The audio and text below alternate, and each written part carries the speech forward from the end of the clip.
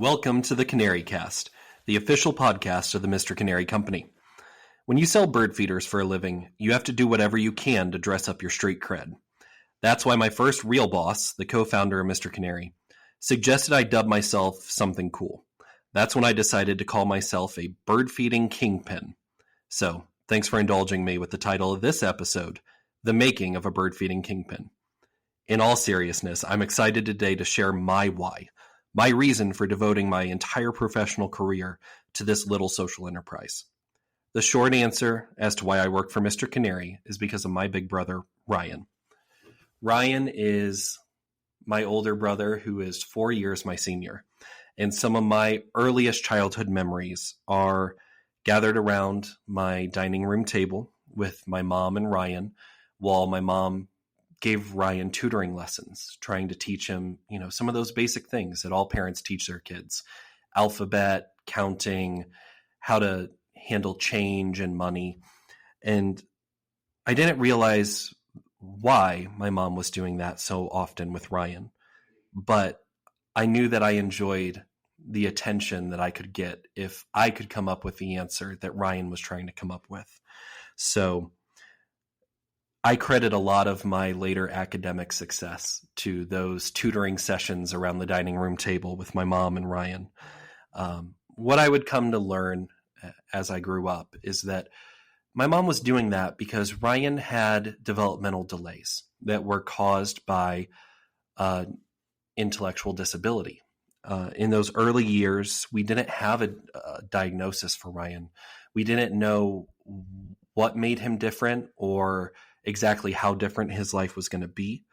But from my perspective, Ryan was mostly like any other big brother. He did all the things that a big brother is supposed to do, right? But as I got older, I started noticing gaps between things that my friends' older siblings were able to do versus things that Ryan struggled to do himself. So as Ryan grew up, he would eventually be entered into special education programs at school. And, as we'd be dragged along to parent-teacher conferences, I kind of got more and more a sense for what Ryan's delays were. And then, it was a interesting family dynamic when myself as a little brother started to surpass Ryan academically in school. I'll always remember I was a pretty nerdy kid who didn't get into a lot of trouble, but I was involved in one shouting match on the school bus, and that was because some jerks decided they were going to make fun of Ryan for being different, for being in special education, for having an intellectual disability. So I didn't know it at the time, but all these moments really laid a foundation for critical choices that I'd make later in my life and everything that would later end up choosing me. So, as a little bit of family background, I'm a first generation college graduate. So my parents both worked hard, very hard workers, but we still struggled financially. And so for me, I looked at how hard my blue collar parents worked. And I decided that a college degree and a business career were going to be the best path to financial success. So I had kind of made up my mind early that I was going to use my academic success that, I largely attribute to that, early childhood education that I had sitting at the table with mom and Ryan. I was going to turn that forward into a big globe-trotting corporate career. So that was my early dream. I remember in a school assignment, I once said I was going to be CEO of PepsiCo. So if that gives you any idea where my head was at. So I went through high school, through advanced placement classes and things like that, accelerated academic track. And as I started looking towards college, it was still my plan to go this corporate route. And so I ended up enrolling at the University of Evansville. I was impressed by a very strong, well-marketed brochure about their global business program. And at the same time, I started having a little nagging voice in my head because, I graduated high school in 2010 And that was right in the fallout of the golden parachutes era of the Great Recession, when you saw all these CEOs who had just absolutely devastated the economy and really hurt a lot of hardworking families, and their, quote unquote, quote, consequences for that was a huge termination package that meant they never had to work again a day in their lives.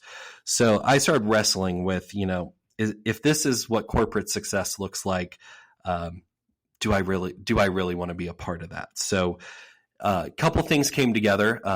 My girlfriend at the time, who is now my wife today, ended up going to school at Ball State University. And I quickly learned that a strong brochure for a college program does not ensure a strong program.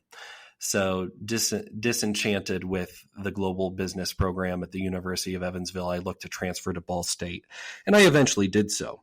And I decided I was going to pursue an entrepreneurship education at Ball State. They were highly ranked in that program, and I only wanted to, study with the best. But I also like the idea of being able to create a business where I could do things the right way for the right reasons that could hopefully avoid me becoming one of the robber barons that I was seeing in the golden parachute era. So we're going to fast forward at that point, because now Mr. Canary enters the picture. So I was at Ball State University. My first semester at Ball State, I actually participated in something they called an immersive learning project.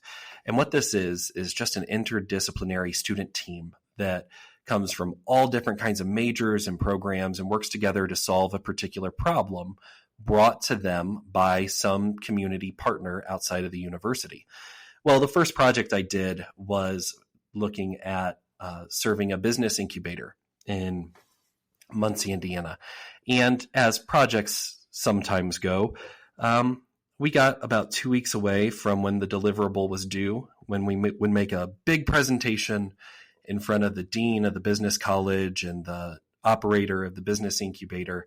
And all of a sudden, my classmates started disappearing and totally ghosting us. So that was not the best of experiences. We ended up with a deliverable I wasn't entirely happy with, and just felt like we had missed the mark on it. So that had kind of tainted my opinion of immersive learning. So as I settled in and made out the rest of my 4-year plan, immersive learning was not part of that plan, which would become a problem because fall semester of 2011, I was actually approached by the same professor from that original project who really believed that I needed to be part of her new project.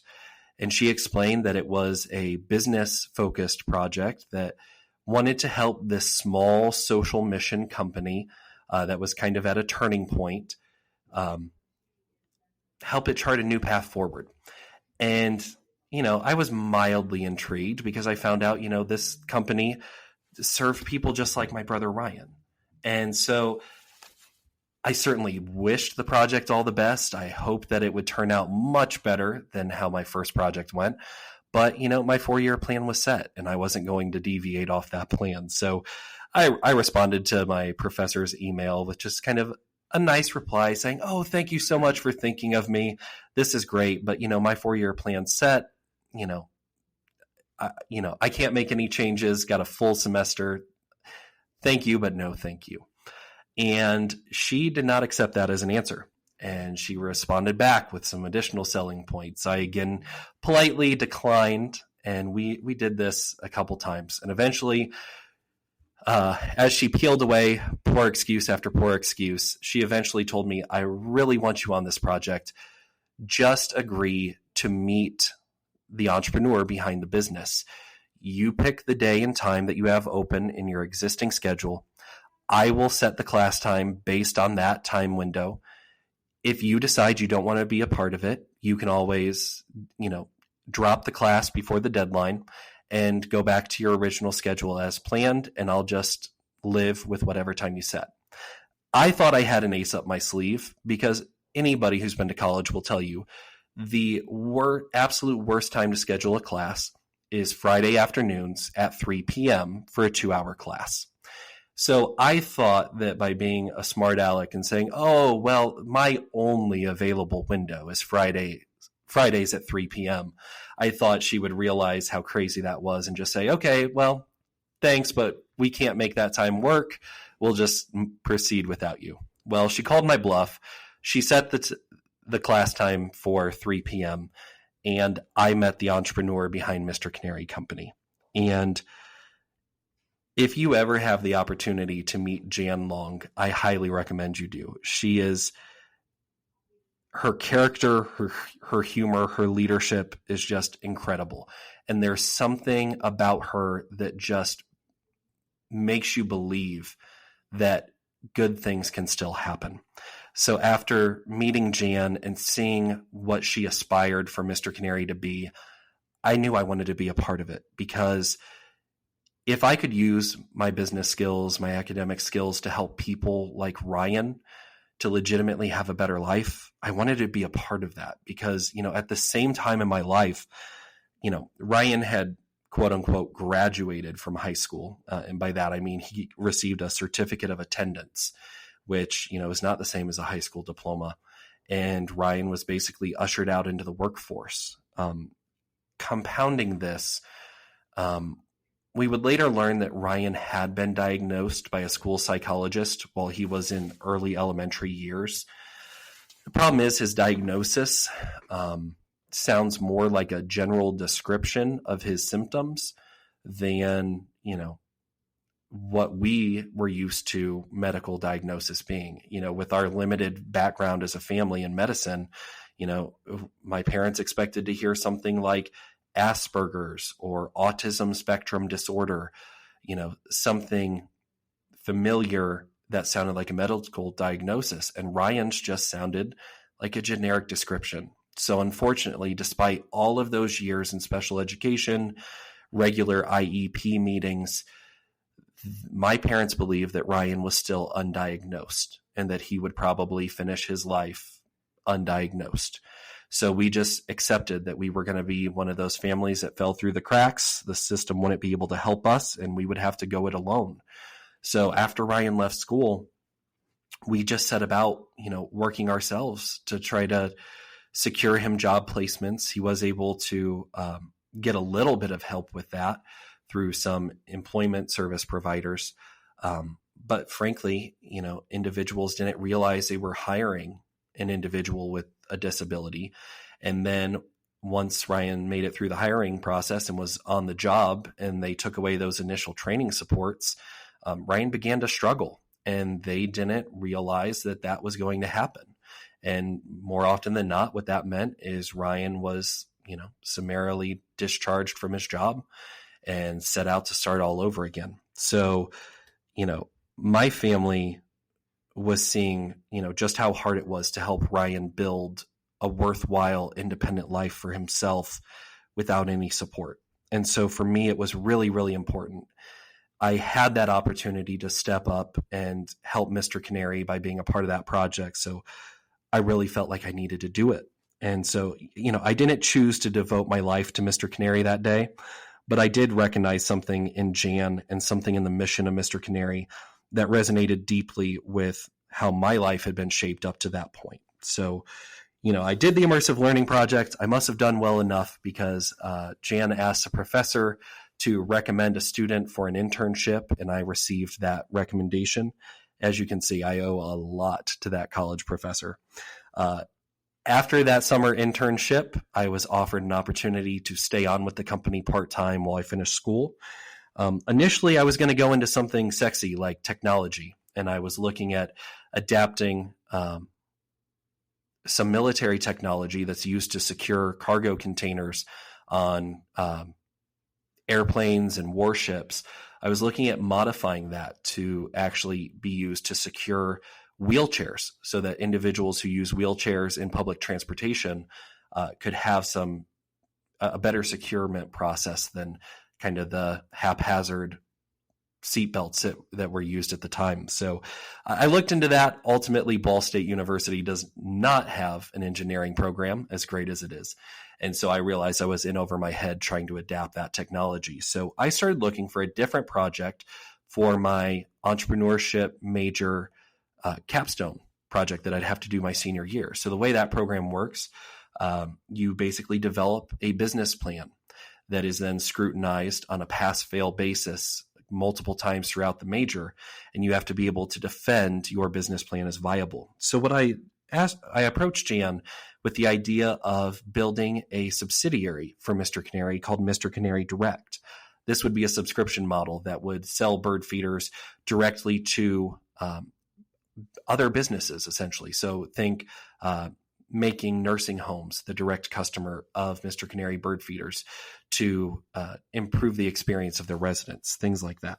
So she loved the idea wholeheartedly, and Jan is one of the most encouraging people on the planet. So she had my back not only to do the theoretical work of making this my capstone project, but she actually agreed to fund Mr. Canary Direct after my graduation. So I did graduate from the major in entrepreneurship at Ball State, and I immediately went to work full-time for Mr. Canary, making Mr. Canary Direct a reality. And Jan and the company backed me up financially to be able to do that. So it was a great opportunity to have some early lessons in failure. I came across some market barriers that I hadn't thought about during that process. And Jan graciously, when we called time of death a year later on the concepts, asked me to stay on and work more on the operational side of Mr. Canary, which, that wasn't entirely by accident because, by 2015, it became clear that, Carry Services, the original manufacturing partner of Mr. Canary bird feeders, was looking to make some changes in their employment model. And Mr. Canary needed to look elsewhere if we were going to continue our social mission under the sheltered workshop model. So that is when Jan invited me to be part of the process to help pick a new manufacturing partner. And as I talked about in episode number 1, we thankfully landed at the Arc of Greater Boone County. And so it was actually my job to coordinate the logistics of transferring, at that point, I think roughly a 18-year-old business, something like that. No, I'm sorry, just over 20 years old, 21-year-old business to an entirely new manufacturing center. And so that was interesting. Of course, we did it going into our busy season, which only compounded the craziness. But I got to coordinate moving all the tooling, all the raw materials over to the Arc of Greater Boone County, training the Arc staff to be able to manufacture Mr. Canary products, because then we had to recreate the processes and lay out the workflows so that the workshop participants, the Arc of Greater Boone County, could take over and start manufacturing Mr. Canary bird feeders at pace. So as you can imagine, that was a lot of moving pieces to organize. And it was an incredibly challenging task for an early part of my career. And frankly, if we failed, the business failed, which was exactly the kind of stress I thrive on. So I actually worked on site at the Arc of Greater Boone County for the first 9 months of transitioning from Carry Services to the Arc and, getting everybody trained up. So that time, there were a lot of blessings because, of course, the stress was incredible, but I got to see firsthand just how much ability and potential the people who participated in the Arc Sheltered Workshop program had. I got to learn people's names. I got to learn their stories. I got to see what their goals were for themselves and how they plan to reach them. It really connected, at the soul level with me because, of course, I've got my Mr. Canary hat on where, I'm thinking about this from a business standpoint, but I'm also a family member, right, of somebody with intellectual disabilities. So I met people who just were the spitting image of my brother Ryan. And so it was really incredible to know that the work I was doing on a daily basis was serving people just like Ryan to help them live, their best life. And so for me, this kind of transformed my work. It wasn't just work anymore. It had kind of turned into stewardship of something much, much bigger. So after those 9 months of getting the ARC up and running, they got things down. They knew how to do their job, and I could settle back into my normal 9 to 5. So I started focusing on helping Jan in the sales and marketing efforts of Mr. Canary, aimed at expansion and brand growth, and, kind of maintained that role of, direction or operations director for Mr. Canary. Jan ultimately chose the ARC of Greater Boone County to be the successor when she was ready to retire. I transferred my employment from Mr. Canary under Mitchell Marketing Group to Main Street Marketing Enterprises, which was a brand new for-profit subsidiary that the ARC had created to house Mr. Canary. And so, with that major transition of, no longer working with Jan, but carrying on this new chapter of the social mission, I realized that I was no longer just responsible for supporting the Mr. Canary mission. I was responsible for it now, for all intents and purposes. Its success or failure would largely depend on me. And in a lot of ways, I kind of felt like the dog who had caught the car because all those years of collaborating with the ARC and, being a customer of the ARC sheltered workshop, I always had these nagging things where I'm like, oh, if I were in charge, I would do this differently. Or, oh, I really think it'd be more efficient if they did this rather than that. You have all those internal critiques, but ultimately it wasn't my responsibility. So, there wasn't a lot riding on my opinion. Well, now there was, because Pam Verbarg, the executive director of the ARC of Greater Boone County, shared with me shortly after they bought Mr. Canary that we were going to transform the sheltered workshop into a direct employer of people with disabilities paying competitive wages. So immediately I realized that I was going to have a lot more courage than I originally came to the table with, because this was so strategically complex. We were talking about completely re-engineering a business model that had, been around, tried and true through the whole country since the 1970s. And, thankfully I did not have to do it alone. I was able to, bounce ideas off of Pam and the rest of the team at the ARC of Greater Boone County. But we quickly set about transforming the workshop from sheltered work to competitive employment.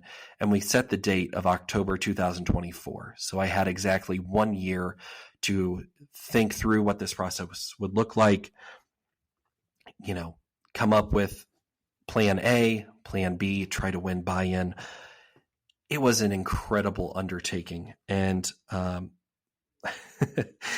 we'll go into the results of how that played out in future episodes. There's just way too much to share here today. But it's a really great testimony of how Mr. Canary has grown as a social enterprise and has incrementally committed further and further to becoming a force for good for workers with disabilities. So it definitely wasn't my plan to lead a social enterprise, but this work found me, and I'm very glad that it did. When I look back, it's clear that this work was always the plan for me from the very beginning. If I think back to those tutoring sessions at the kitchen table with Ryan and my mom, and how that ultimately led me to what I thought was going to be just a 1-semester college project that just refused to let me go. It just gives me so much confidence that I'm exactly where I'm meant to be, doing exactly what I'm meant to do, and doing so in a way that really honors the incredible experience I've had being the brother of a person with intellectual disability. So thank you for tuning in. Thank you for indulging me in letting me tell my story, my why, how I became a bird feeding kingpin, seeing the seedy underbelly of the bird feeding world. You'll have to pardon my puns. I've got a lot of bad dad jokes, so just bear with me. In future episodes, there'll just be a sprinkle of bad dad jokes. Mostly we're going to share the personal stories of our workers with disabilities, our manufacturing coaches who support them, others here at the Arc of Greater Boone County who are helping people to build successful and independent lives outside of work. We're going to spotlight the partners who make Mr. Canary's success possible, whether that's our retail partners or our American-made suppliers who collaborate with us. We're going to share more stories of social entrepreneurship and dig deeper into the workforce transformation we hinted at earlier in this episode. So thank you for joining me for this episode of the Canary Cast. Do me a favor, whichever platform you're listening to this podcast on, comment, like, and subscribe so that you receive notifications every time we drop new episodes. That helps more people discover the podcast. And also, if you know somebody who has a loved one with disabilities, or somebody who maybe was a special education teacher and worked really hard to help people have, a better path into employment than what we experienced with Ryan, anybody who you think would relate to the stories we're sharing here, please share this episode with them so that they can become part of our community and help us grow the impact that Mr. Canary has. Please know that we will be sharing the links and the details of this episode to our website, the Arc of Greater Boone County's website, our social media, so you can follow us there as well. And thank you so much for joining us. And remember, buy a feeder, create a job. See you next time.